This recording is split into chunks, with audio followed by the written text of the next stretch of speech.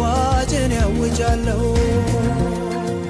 ጨለማው አልፎ ያለቀስኩበት ዛሬ ብርሃን ሆኗል ረበደስ ሕይወት ሰላም ለእናንተ ይሁን ቅዱሳን እግዚአብሔር ፈቅዶ በዚህኛው ሳምንት ደግሞ ተገናኝተናል ባለፈው ሳምንት እግዚአብሔር እንደፈጠረን የተፈጠርነው የተሰራነው ከእርሱ በእርሱና ለእርሱ እንደሆነ የሰው ልጅ ሲፈጥረው ሲሰራው ሲያበጀው የሰው ልጅ አንዳች የሚሞላለት ጉድለት ስላለ ወይም የሰው ልጅ አንዳች እግዚአብሔርን አቅም የሚደግፈው ነገር ስላለ ሳይሆን እግዚአብሔር የፈጠረበት ዓላማና ምክንያት እንዳለው እግዚአብሔር የሚረዳው የሚያግዘው የሚፈልግ አምላክ እንዳልሆነ እግዚአብሔር በሁሉ ነገር ሙሉና ብቁ እንደሆነ ተመልክተናል ስለዚህ እግዚአብሔርን እናመሰግናለን ዛሬ ከኔ ጋር የቀጣዩን ሳምንት ያለፈውን ሳምንት ቀጣይ ክፍል 2 ታዲያ የሰው ልጅ እግዚአብሔር ለምንድነው የፈጠረው የሚለውን እውነት አብረን እናያለን እንጸልይ እግዚአብሔር አባት ሆይ በጌታ በኢየሱስ ክርስቶስ ስም እግዚአብሔር ሆይ ስለዚህ ጊዜ ጸልያለሁ ራስህን ካልገለጥክለት በቀር አንተን ማወቅ የሚችል የለምና በጌታ በኢየሱስ ክርስቶስ ስም በዚህ እውነት ውስጥ ራስህን እንድትገልጥልን ትናንት ካወቅንህ ትናንት ከተረዳንህ በላይ ማወቅ የሚገባን ልክ የገለጥክልን ያክል እግዚአብሔር የዘላለም አባት ሆይ አንተን ማወቅ እንድንችል በጌታ በኢየሱስ ስም ቅዱስ መንፈስህ ይርዳን ቀጣዩን የትምህርት ጊዜ ተረከብ ለሚሰሙት ደግሞ የሚያስተውል ልቦና ስጣቸው በጌታ በኢየሱስ ክርስቶስ ስም አሜን እግዚአብሔር የተባረከ ይሁን እንግዲህ ባለፈው ሳምንት እንዳየነው የመጽሐፍ ቅዱስ ማዕከላዊና ዋና የሆነውን ትምህርት እግዚአብሔርን ማወቅ በሚል ርዕስ ተከታታይ ትምህርቶችን ጀምረናል ለአራት ሳምንት ይቀጥላል የመጀመሪያውን ሳምንት ባለፈው አሳልፈናል ዛሬ ደግሞ እንቀጥላለን እንግዲህ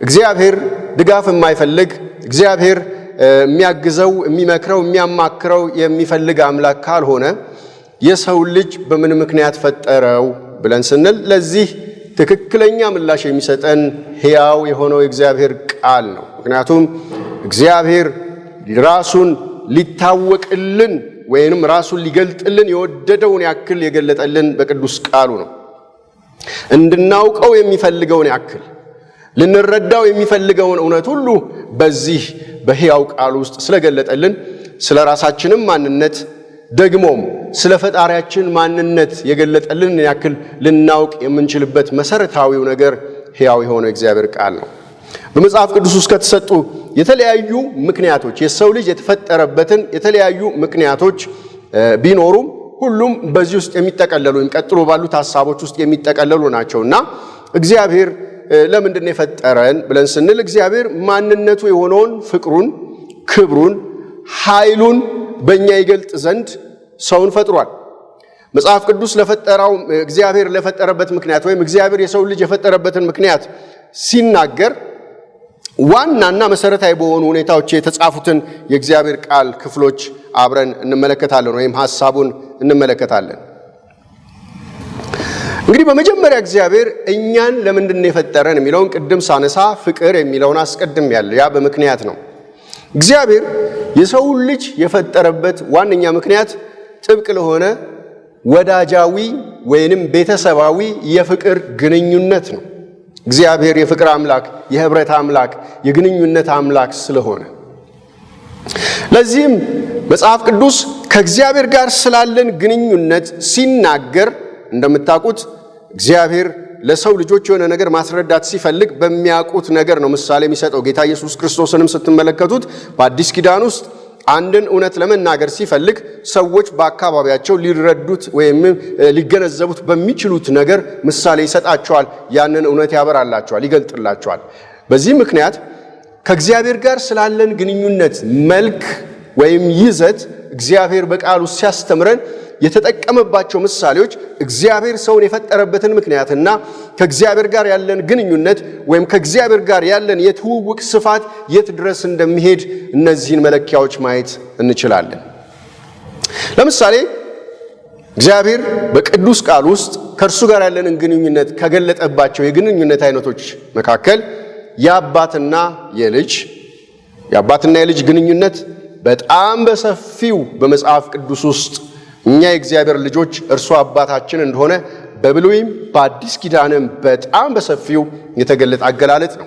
እንግዲህ የአባትና የልጅ የፍቅር ግንኙነት ምን ያክል ጠንካራ፣ ምን ያክል በጣም ትልቅ ግዙፍ የሆነ ግንኙነት እንደሆነ መጽሐፍ ቅዱሳችን በደንብ ይናገራል። ስለዚህ ከተሰጡ ምሳሌዎች ውስጥ አንደኛው ይሄ ነው።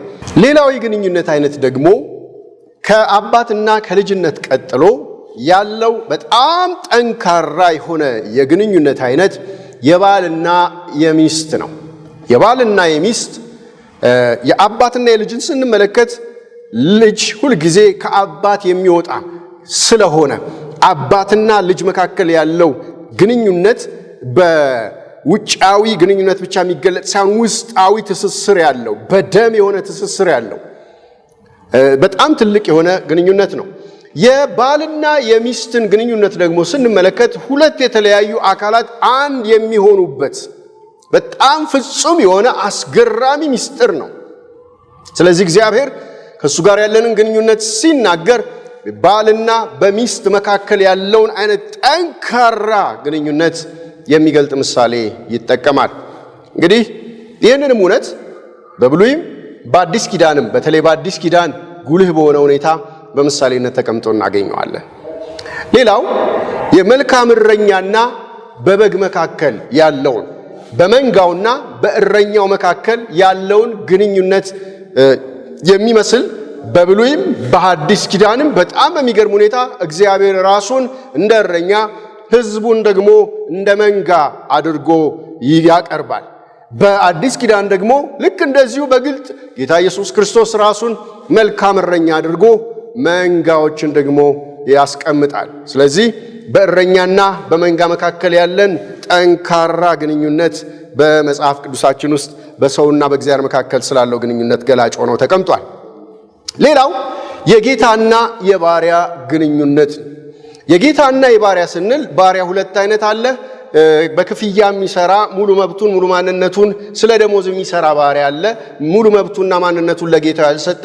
ሁለተኛው ደግሞ መጽሐፍ ቅዱስ ውስጥ በተለይ አዲስ ኪዳን ላይ ባሪያ ብሎ ስለ ባሪያዎቹ ስለ አገልጋዮቹ ሲናገር የሚጠቀምበት ዱሎስ የሚለውን ቃል ራሱን የተሸጠ ባሪያ ሙሉ ፈቃዱን ሙሉ ማንነቱን እድሜውን ዘመኑን ሁሉ ሙሉ በሙሉ ለጌታው የሰጠን ባሪያ የሚያሳይ ጠንካራ ግንኙነት፣ ጠንካራ ሪሌሽን፣ ስለ ጌታው ብቻ የሚኖር መሞቱም መኖሩም ስለ ጌታው ብቻ የሆነን ባሪያና የሚወደውን ጌታ መካከል ያለውን ጠንካራ ግንኙነት ተጠቅሞ መጽሐፍ ቅዱስ ግንኙነታችንን ያሳየናል። ሌላው ንጉሥና ሕዝብ ነው። በንጉሥና በሕዝብ መካከልም እንደዚሁ በፍጹም ሕዝብና መንግሥት ተለያይተው መኖር አይችሉም። ንጉሥና ሕዝቡ ተለያይተው መኖር አይችሉም።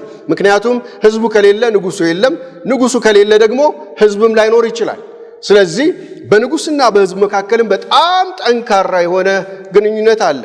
ስለዚህ እግዚአብሔር የሰው ልጅ የፈጠረበትን ምክንያት ስንመለከት መጽሐፍ ቅዱሳዊ አጠቃላይ እውነታውን ስንመለከት እግዚአብሔር የግንኙነት አምላክ ነው፣ ወይም ሪሌሽናል ነው። ሪሌሽን የሚፈልግ አምላክ ነው። ወዳጃዊ ግንኙነት የሚፈልግ አምላክ ነው። ቤተሰባዊ ግንኙነት የሚፈልግ አምላክ ነው። ግን ጉድለት ስላለበት ሳይሆን ፍቅር ስለሆነ ነው። ፍቅር ስለሆነ ነው። ብቸኛ ስለሆነ አይደለም፣ ፍቅር ስለሆነ ነው። ምክንያቱም እሱ ብቸኛ አይደለም። እልፍ አላፍ ቆጥረን የማንጨርሳቸው መላእክቶች በዙሪያው አሉ። ፍጥሮቹ በጣም ብዙ አሉ በዙሪያው። ስለዚህ እግዚአብሔር ብቸኝነት ስለሚሰማውም አይደለም፣ ነገር ግን ፍቅር ስለሆነ ነው። ፍቅር ስለሆነ ነው። የመጀመሪያው ምክንያት ጥብቅ ለሆነ ወዳጃዊ ግንኙነት ፈጥሮናል የሚል ነው። ሁለተኛው በግልጽ ቃል የተጻፈው ለክብሩ ፈጥሮናል። እግዚአብሔር ለክብሩ የክብሩ መገለጫ እንድንሆን የእሱን ክብር እንድናሳይ በዙሪያችን ላለው ፍጥረት እርስ በርሳችን አንዳችን ለአንዳችን የእሱን ክብር እንድናሳይ እንድናንጸባርቅ ለዚህ ታላቅ ክብር እግዚአብሔር ፈጥሮናል። ይህንንም እውነት እንዲያስረዳልኝ አንድ ብቻ የመጽሐፍ ቅዱስ ክፍል ለመናገር ሞክራለሁ። ኢሳይያስ 43 ከቁጥር 6 እስከ 7 እንደዚህ ይላል። በስሜ የተጠራውን ለክብሬም የፈጠርኩትን የሰራሁትንና ያደረግኩትን ሁሉ አምጣ አለዋለሁ ይላል። በስሜ የተጠራውን ለክብሬ የፈጠርኩትን እግዚአብሔር ለክብሩ ፈጥሮናል። በአዲስ ኪዳን በብሉይ ኪዳን ውስጥ ይሄ እውነት በጣም ጎልቶ ይታያል። ለዚህ ነው በሕይወታችን እግዚአብሔርን እንድናከብር፣ በኑሯችን እግዚአብሔርን እንድናከብር፣ በነገራችን ሁሉ እግዚአብሔር እንዲከብር ቅድሚያ ሊሰጠው የሚገባው ምንድነው? የተፈጠርንበት ዋና ምክንያት እሱ በመሆኑ ነው። ሶስተኛው መልካሙን ሥራ ለማድረግ፣ ምናልባት እነዚህን የሚጠቀልል ሊሆን ይችላል። መልካሙን ሥራ ለማድረግ ተፈጥረን እንደሆነ መጽሐፍ ቅዱስ ይናገራል። ኤፌሶን ምዕራፍ 2 ቁጥር 10 ላይ እኛ ፍጥረቱ ነንና እንመላለስበት ዘንድ እግዚአብሔር አስቀድሞ ያዘጋጀውን መልካሙን ሥራ ለማድረግ በክርስቶስ ተፈጠርን። መልካሙን ሥራ ለማድረግ በክርስቶስ ኢየሱስ ተፈጠርን ብሎ ይናገራል። ስለዚህ እግዚአብሔር እኛን ከፈጠረበት ምክንያት ሶስተኛው እግዚአብሔር በእኛ ሊሰራ የፈለገውን ሊገልጥ የፈለገውን ሊሰራ የፈለገውን መልካሙን ሥራ በሕይወታችን ሊገልጥ እግዚአብሔር ፈጥሮናል።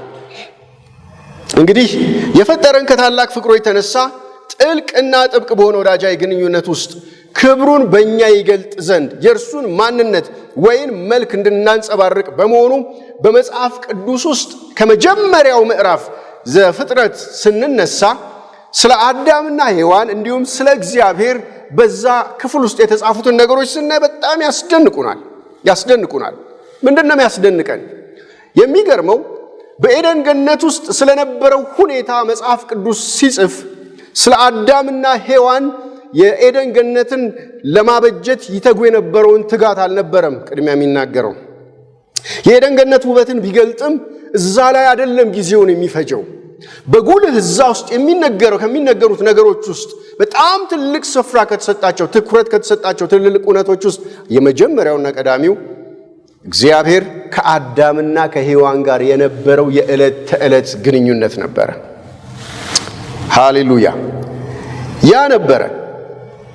የሚገርመው እግዚአብሔር አንድያ ልጁን እስኪሰጥ ድረስ እግዚአብሔር በጣም ታላቅ የሆነን ዋጋ እስኪሰጥ ድረስ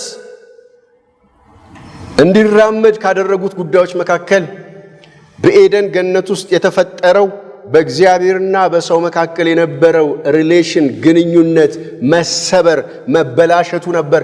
የሰው ልጅ ታላቅ ውድቀት የተባለው፣ የሰው ልጅ ሞት የተባለው፣ የሰው ልጅ ጥፋት የተባለው ታላቁ ውድቀትና ጥፋት የግንኙነት መበላሸት ነው። አያችሁ፣ እግዚአብሔር የሰው ልጅ የፈጠረው ለግንኙነት ስለነበረ ይሄ ዋና ዓላማ ሲነካ፣ ይሄ ዋና ዓላማ ሲበላሽ ታላቅ ውድቀት ተባለ። ታላቅ ውድቀት ተባለ። ለመፈወስ ዘመናትን የፈለገ፣ ለመፈወስ ዘመናትን ያስቆጠረ፣ ከዋጋዎች ሁሉ የሚበልጠው ዋጋ የተከፈለበት ትልቁ ጉዳይ የሰውና የእግዚአብሔር ግንኙነት መበላሸት ነበር። ይደንቃል። ስለዚህ እግዚአብሔር ለአገልግሎት አይደለም የፈጠረን። እግዚአብሔር ለሌላ ጉዳይ አይደለም የፈጠረን። እግዚአብሔር እንዲሁ በዚህ ምድር ላይ ኖረን እንድናልፍ አይደለም። እግዚአብሔር የፈጠረን በዚህ ምድር ላይ ያን ሞልቶልን፣ ይሄ ጎሎ፣ ያን ይዘን፣ ይሄን ለቀን በተለያየ ሁኔታ ማንም ሳይኖረውን ተወልደን አድገን አግብተን ስራ ይዘን ቤት ሰርተን እንዲህ ብለን እንዲያ ብለን በሰው ስሌትና የሰው ቫልዩ የሰው እሴቶች እነዛን አሟልተን ከዚህ ምድር እንድንሰናበት አይደለም። የህይወታችን ዋና ዓላማ የእግዚአብሔር ዓላማ ነው። እግዚአብሔር በእኛ ህይወት ውስጥ ያቀደው ነው። ሲፈጥረን፣ ሲሰራን፣ ሲያበጀን እሱ በእኛ ህይወት ውስጥ ሊሰራ ያሰበው ነገር ነው። እሱ ነው ትልቅ። ለዚህ ነው በኤደን ገነት ውስጥ ይሄ ብልሽት ነው ታላቁ የሰው ልጅ ውድቀት የተባለው። ታላቅ ይህን የሚያክል ውድቀት የለም። ብዙ መንግስታቶች ወድቀዋል። ብዙ ነገስታቶች ወድቀዋል። ብዙ ነገሮች በምድር ላይ ጠፍተዋል። ብዙ ነገሮች ሆነዋል።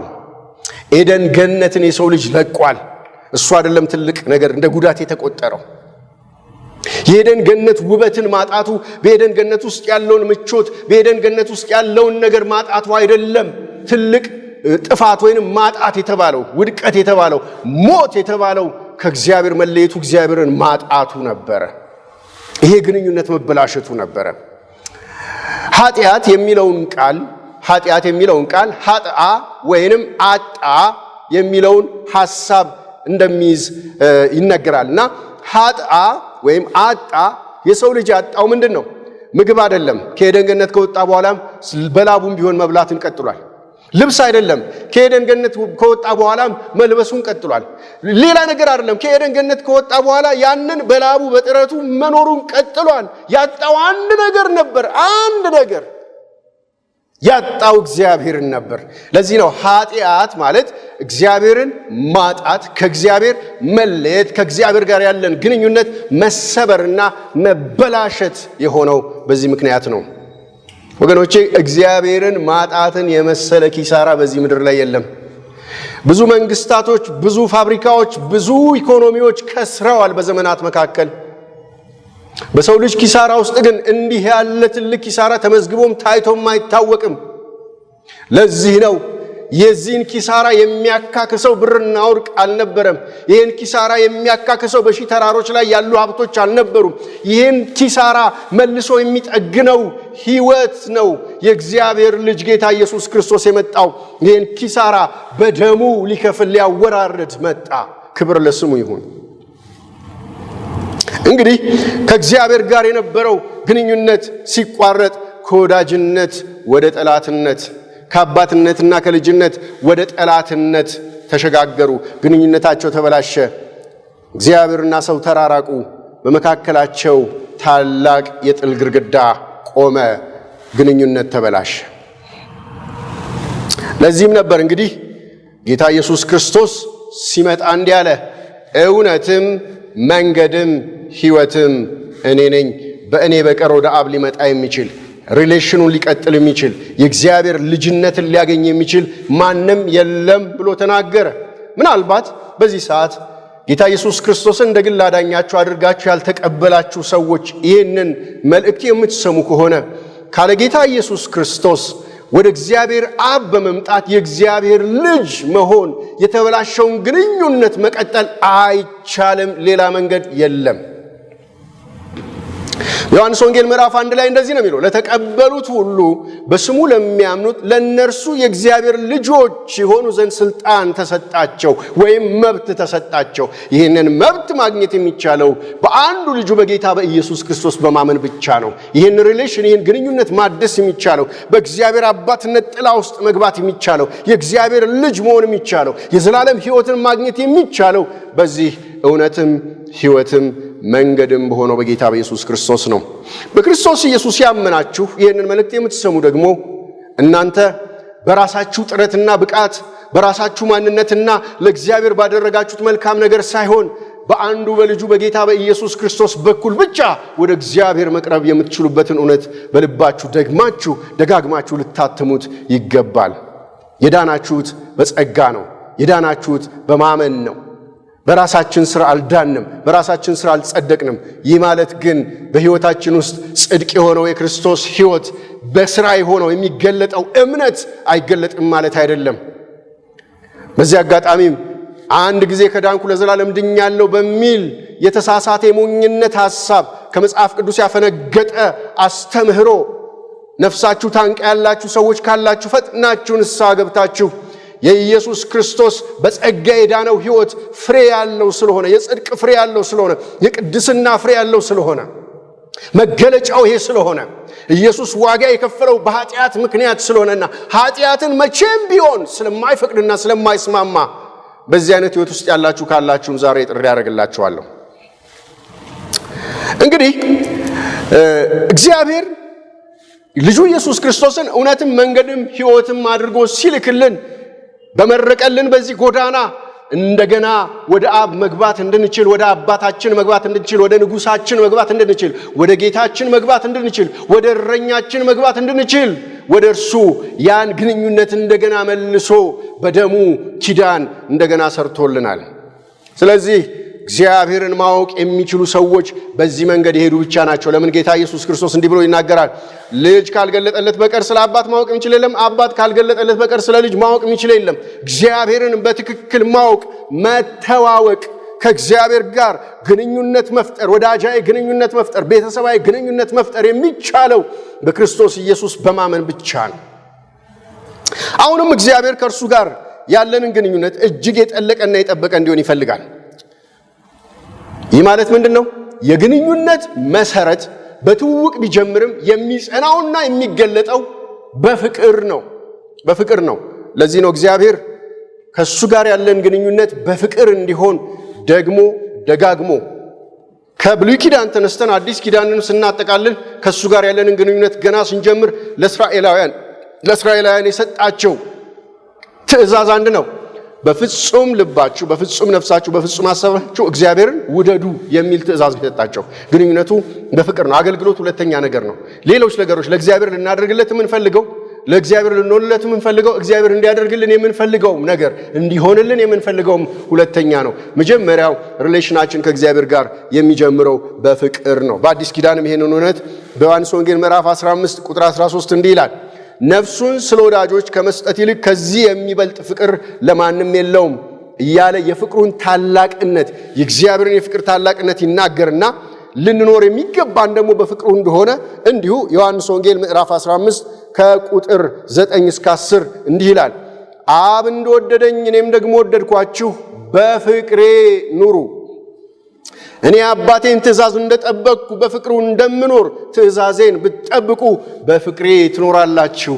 ሪሌሽኑ በዚህ መልኩ ነው የሚሄደው፣ በፍቅሩ መኖር። እንዲሁም ሐዋርያው ጳውሎስ ለኤፌሶን ሰዎች በጻፈው መልእክቱ ምዕራፍ 3 ከቁጥር 18 እስከ 19 እንዲህ ይላል፣ ትልቁ እግዚአብሔርን የማወቅ መጠቅለያም የሚባለው ይሄ ነው። እግዚአብሔርን ማወቅ ብለን ስንልም ትልቁ ነገር ይሄ ነው። ትልቁ እውነት እዚህ ውስጥ ነው የተቀመጠው። በኤፌሶን ምዕራፍ 3 ቁጥር 18 እስከ 19 እንዲህ ይላል፣ ከቅዱሳን ሁሉ ጋር ስፋቱና ርዝመቱ ከፍታውም ጥልቅነቱ ምን ያህል መሆኑን ለማስተዋል ከመታወቅ የሚያልፈውን የክርስቶስን ፍቅር ለማወቅ ትበረቱ ዘንድ እስከ እግዚአብሔርን ፍጹም ሙላት ደርሳችሁ ትሞሉ ዘንድ በማለት የፍቅሩን ታላቅነት እንድንረዳ ያሳስበናል። ወገኖቼ የትኛውም በዚህ ምድር ይወደኛል ያፈቅረኛል ብለን የምናስበውን ሰው የምናስቀምጥለት ልኬት አለ። የሚወደኝ ይሄን ያክል ነው ብለን ማስቀመጥ እንችላለን፣ ይቻላል። በዚህ ልክ የማይገለጥ የለም። የእናት ፍቅር ልክ አለው፣ የአባት ፍቅር ልክ አለው፣ የወንድም ፍቅር ልክ አለው፣ የባል ፍቅር ልክ አለው፣ የሚስት ፍቅር ልክ አለው፣ የልጆች ፍቅር ልክ አለው። ይገርማል። የእግዚአብሔር ፍቅር ግን ልክ የለውም። ሁልጊዜ ነፍሳችሁ በዚህ እውነት ልትነቃቃና የዲያብሎስን ሽንገላ በዚህ ጋሻነት ልትቋቋሙት ይገባል። እግዚአብሔር ይወዳችኋል። እግዚአብሔር የፍቅር አምላክ፣ ፍቅርን የሚሰጥ ሳይሆን ራሱ ፍቅር የሆነ አምላክ። መወደዳችን ከኛ በሆነ ነገር አይደለም፣ እንዲሁ የተወደድን በቃ እንዲሁ። ሰው ለመውደድ ምክንያት ይፈልጋል።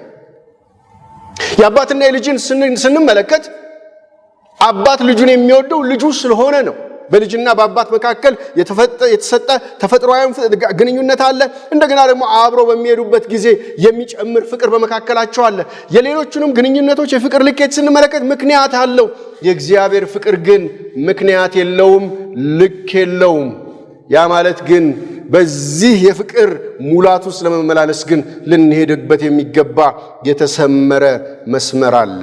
ክብር ለስሙ ይሁን። እንግዲህ ሐዋርያው ጳውሎስ ይህንን እውነት በሚገርም ሁኔታ ይናገረዋል። ይህን ነገር በዚህ መልኩ አስቀምጦታል። የክርስቶስን ፍቅር ከፍታውን፣ ርዝመቱን፣ ጥልቀቱን ምን ያህል እንደሆነ ለማስተዋል ለመረዳት ምን ያህል ነው የሚወደኝ፣ ምክንያቱስ ምንድነው ስንል ምክንያት የምንመጣው ለዚያ ነው የሰው ልጅ የሚፈልገውን ነገር ሁሉ ችግሩን እንዲሞላለት ሲፈጥር፣ እግዚአብሔር ግን የሰው ልጅ ሲሰራና ሲፈጥር ምክንያት የለውም። ምክንያቱ አንድ ነው፣ እሱም ፍቅር ነው። ክብር ለእግዚአብሔር ይሁን። እግዚአብሔር የፈጠረን ለቤተሰባዊ ግንኙነት ወይንም ለፍቅር ግንኙነት መሆኑን ከተመለከትን የፍቅር ግንኙነት ደግሞ የሚጀምረው በምንድን ነው? በመተዋወቅ ነው። እውነተኛ የፍቅር ግንኙነት የሚጀምረው በመተዋወቅ ነው። በአንድ ጊዜ የሚመጣ አይደለም። ምን ማለታችን ነው? ይህንን እስቲ እንመልከት። በአንድ ቤተሰብ ውስጥ ያሉ ሰዎች እየተዋወቁ ነው የሚሄዱት። እንደተወለዱ አይተዋወቁ ወይ ደግሞ በመወለድ ቢሆን ኖሮ መተዋወቅ በአንድ ቤት ውስጥ የተወለዱ መንታ ሊሆኑ ይችላሉ። ወይ ወንድምና እህት የተለያየ ሀገር የተለያየ ቤተሰብ ጋር ለረጅም ዓመት ሳይገናኙ ቢቀመጡና ተመልሰው ቢገናኙ ወንድምና እህት ስለሆኑ ብቻ እንደው ፍቅራቸው አይቀጥልም። መላመድ፣ መተዋወቅ፣ መቀራረብ፣ እነዚህ ነገሮች ማድረግ ይጠበቅባቸዋል። በአንድ ጊዜ መጥተው ያን ምን ማለት ነው? ፍቅር ፕሮሰስ ነው፣ ሂደት ነው። መተዋወቅ የሚል ነገር፣ መቀራረብ የሚል ነገር በጣም መሰረታዊ ነገሩ። እንግዲህ ለዚህ ነው መጽሐፍ ቅዱሳችን ውስጥ በሁለቱም ኪዳን ውስጥ እግዚአብሔርን ማወቅ በተመለከተ አበክሮ የሚናገረው። መጀመሪያ ላይ እንዳነሳሁት እንግዲህ በሁለት አካላት መካከል ሊደረግ የሚገባ ግንኙነት የሚጀምረው በመተዋወቅ ነው፣ የሚቀጥለው ደግሞ በፍቅር ነው። እንግዲህ እንደ ሰው ከእግዚአብሔር ጋር በሚኖረን ግንኙነት በእግዚአብሔር የምንታወቅ በመሆኑ ግንኙነታችን እርሱን በማወቅ ጀምሮ እርሱን በማወቅ ይደመደማል። የሚገርም ነው። የምንጀምረው እርሱን በማወቅ ነው፣ ከእሱ ጋር በመተዋወቅ ነው። እሱን እያወቅነው እንቀጥላለን። ታውቆ የሚያልቅ አምላክ ስላልሆነ፣ ታውቆ የሚጠቀለል አምላክ ስላልሆነ። እንግዲህ ይህንን እውነት ካየን እግዚአብሔርን ስለማወቅ መጽሐፍ ቅዱስ ምን ይላል የሚለውን ነገር እንመልከት። እግዚአብሔርን ስለማወቅ በጣም በሚገርም ሁኔታ ሰዎች እግዚአብሔር መጥቶ ሲያገኛቸው፣ ሲተዋወቃቸው እነሱ የጠየቁትን ጥያቄ ወይ ደግሞ አውቃቸዋለሁ ሲላቸው የመለሱለት መልስ በጣም የሚያስገርም ነው። ከነዚህ ውስጥ ሙሴ የመለሰው መልስ በጣም የሚገርም ነው። ዘጸአት 33:13 ላይ እስቲ ሙሴ ያለውን ነገር እንመልከት። ሙሴ እግዚአብሔርን እንዲህ አለው፣ አንተ በስምህ አወቅኩህ፣ ደግሞ በእኔ ፊት ሞገስ አገኘህ አልከኝ። አሁንም በፊትህ ሞገስ አግኝቼ እንደሆነ አውቅህ ዘንድ በፊትህም ሞገስ አገኝ ዘንድ መንገድህን እባክህ አሳየኝ። ይገርማል። ሙሴን ምንድነው ያለው? እግዚአብሔር በስምህ አውቄአለሁ፣ በፊቴ ሞገስ አግኝተሃል አለው። ኦኬ፣ እግዚአብሔር ሙሴን ያውቀዋል። ምክንያቱም እግዚአብሔር ነው ፈልጎት የመጣው። ለእግዚአብሔር ማንም ራሱን ኤክስፕሌን ሊያደርግለት አይችልም፣ እግዚአብሔር ሁሉን አዋቂ አምላክ ስለሆነ። ነገር ግን ሙሴ ይሄንን ነገር ሲለው፣ ይሄንን ነገር ሲናገረው ወደ እግዚአብሔር ቀርቦ አንድ ነገር ነው ያለው። አንተ አውቀኸኛል፣ በስሜም ጠርተኸኛል፣ በፊቴም ሞገስ አገኘህ ብለኸኛል። እኔ ደግሞ አንድ ነገር እፈልጋለሁ፣ አንተን አውቅህ ዘንድ አንተን ማወቅ እፈልጋለሁ አለው። ከዛስ መንገድህን አሳየኝ፣ እባክህ መንገድህን አሳየኝ አለው። የሚገርም ነው። ከዚህ በፊት ከፍ ብላችሁ አንድ ቁጥር 33:11 ላይ ሄዳችሁ ስትመለከቱ በምድር ላይ ፊት ለፊት እንደ ሙሴ ያናገረው ሰው የለም ይላል መጽሐፍ ቅዱስ። ይገርማል። በቃ እንደ ሙሴ ፊት ለፊት ተገልጦ ያናገረው የለም ይላል። ለምን? ሙሴ ትክክለኛ ጥያቄ ነው የጠየቀው። ምን አለው? አውቅህ ዘንድ እፈልጋለሁ አለው። ራሱን ገለጠለት። ጥያቄው ትዝ ይላችኋል። ሙሴ ደጋግሞ ክብርህን አሳየኝ፣ ራስህን ግለጥልኝ ነው የሚለው። ለምን? አንድን ነገር ከአንድ ነገር ጋር ያለን ግንኙነት ጤናማና ልክ የሚሆነው ያንን ነገር በትክክል ስንረዳና ስናውቀው ነው። ካለዚያ አብሮ መሄድ ይቸግራል። የብዙ ትዳሮች የመፍረስ ምክንያት አለመተዋወቅ ነው። የተዋወቁበት አንድ መልክ አለ፣ በቆይታ ሌላ መልክ ሲገለጥ ያንን መቋቋም ያቅታል። ያለመተዋወቅ ብዙ ሰዎች ትዳራቸው ፈጥኖ የሚፈርስበትን ምክንያት ስትጠይቋቸው አንድ ነገር ነው የሚሏችሁ፣ አልተዋወቅንም፣ አላወቅኩትም ነበር፣ አላወቅኳትም ነበር፣ እንዲመስሎኝ ነበር። አለመተዋወቅ ነው ለግንኙነት መፍረስ ዋናው ነገር። ለዚህ ነው ሙሴም ይህንን ጥበብና ኃይል ስለተሰጠው እግዚአብሔርን የጠየቀው፣ አንተ ታውቀኛለህ፣ በአንተ በኩል ችግር የለም፣ እውቀትህ ሙሉ ነው፣ እኔ ግን አንተን አውቅ ዘንድ ይገባኛል፣ ስለዚህ ራስህን ግለጥልኝ ብሎ የጠየቀው። ከሌሎች ነቢያቶች ስንመለከት ነህምያ ምዕራፍ 8:8 ላይ እግዚአብሔርንም ሕግ መጽሐፉን አነበቡ ይልና እዝራም እግዚአብሔርን ማወቅ ያስተምርና ያስታውቅ ነበር፣ ሕዝቡም የሚነበበውን ያስተውል ነበር ይላል። ለዚህ ቃሉ ሲገለጥ ምንድነው የሚታየው? እግዚአብሔር ነው የሚታወቀው። ቃሉ ሲነበብ እዝራ ደግሞ ምን ያደርግ ነበር? እግዚአብሔርን ማወቅ ለሕዝቡ ያስተምር ነበር። ኢሳይያስ በምዕራፍ 11:9 ላይ በተቀደሰው ተራራዬ ላይ አይጎዱም አያጠፉምም፣ ውሃ ባህርን እንደሚከድን ምድር እግዚአብሔርን በማወቅ ትሞላለች። ትልቁ በረከት፣ የሰው ልጅ እረፍት፣ የሰው ልጅ መረጋጋት፣ የሰው ልጅ በቃ የሚያገኘው እረፍት በአንድ ነገር ነው፣ እርሱም እግዚአብሔርን በማወቅ ነው። ምክንያቱም ምድር እግዚአብሔርን በማወቅ ትሞላለች ሲል በቃ ሰላምን፣ መረጋጋትን፣ እረፉ እኔም አምላክ እንደሆንኩ እወቁም ይላል። ሆሴዕ ምዕራፍ 4:1 ላይ እናንተ የእስራኤል ልጆች ሆይ እውነትና ምሕረትን እግዚአብሔርንም ማወቅ በምድር ስለሌለ እግዚአብሔር በምድሩ ላይ ከሚኖሩት ጋር ክርክር አለውና የእግዚአብሔርን ቃል ስሙ። እግዚአብሔርን ማወቅ ከሌለ፣ እግዚአብሔርን ማወቅ የማይኖር ከሆነ ምን ይመጣል? የቅድሙ ተቃራኒ፣ የሰው ልጅ ረፍት ያጣል። ዕንባቆም ምዕራፍ 2:14 ላይ ውሃ ባህር እንደሚከድን ምድር የእግዚአብሔርን ክብር በማወቅ ትሞላለች ይላል። ኢየሱስ በጣም የሚገርም ነገር ይናገራል። ይህን ክፍል በደንብ ልናገርበት ፈልጋለሁ። ዮሐንስ ወንጌል ምዕራፍ 17 ቁጥር 3 ላይ እውነተኛ አምላክ ብቻ የሆንክ አንተ የላከውንም ኢየሱስ ክርስቶስን ያውቁ ዘንድ ይህች የዘላለም ሕይወት ናት ይላል። ይገርማል። የዘላለም ሕይወት ምንድን ነው? እግዚአብሔርን ማወቅ ነው። ልጁ ኢየሱስ ክርስቶስን ማወቅ ነው። እዚህ ላይ በኋላ ላይ የምንጨምረው ነገር ይኖራል። ሐዋርያው ጳውሎስ ለሌሎች የጸለየውን ጸሎት በኤፌሶን ምዕራፍ 1:17 ላይ ስንመለከት እንዲህ ይላል፣ ስለ እናንተ እያሰብኩ ስጸልይ አንድ ነገር ማሳሰብን አልተውኩም ይልና ምንድነው ይሄ በጣም ትልቅ ነገር? ስለ እነሱ ሲጸልይ ማሳሰብ ያልተወ ትልቁ ነገር ምንድነው ብላችሁ ስታዩት እንዲህ ይላል፣ የክብር አባት የጌታችን የኢየሱስ ክርስቶስ አምላክ እርሱን በማወቅ የጥበብና የመገለጥ መንፈስ እንዲሰጣችሁ ይላል። እርሱን ታውቁት ዘንድ የጥበብና የመገለጥ መንፈስ እንዲሰጣችሁ ጸልያለሁ ይላል ሐዋርያው ጳውሎስ። ይገርማል። በጣም የሚገርመው ሐዋርያው ጳውሎስ ለሌሎች የጸለየው ብቻ አይደለም፣ ስለራሱ ምን ይላል?